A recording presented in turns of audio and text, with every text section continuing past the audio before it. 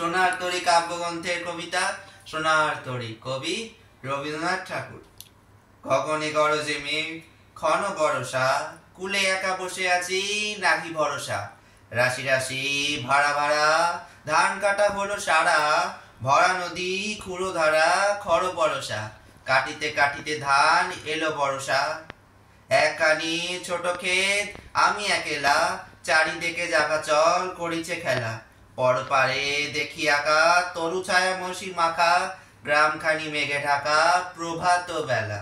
এ পারেতে ছোট ক্ষেত, আমি একেলা, গান গেয়ে তরিবে কে আসে পারে, দেখে যেন মনে হয় চিনি ওহারে।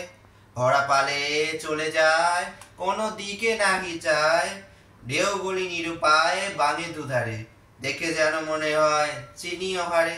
ওগো তুমি কোথা যাও, কোন বিদেশে, বারেক বিরাও তুড়ি কুলেতে এসে। যেও যেচা দেচে তাও, যারে খুশি তারে দাও, শুধু তুমি নিয়ে যাও ক্ষণিক ভেসে, আমার সোনার ধান কুলেতে এসে। যত চাও তত লও তরণী পরে, আর আছে আর নাই দিয়েছি ভরে। এতকাল নদী কূলে যা লয়ে চিনু বলে, সকলে দিলাম তুলে থরে বিথরে।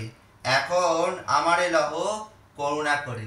ঠাই নাই ঠাই নাই ছোট সে তরী, আমারই সোনার ধানে গিয়েছি ভরি।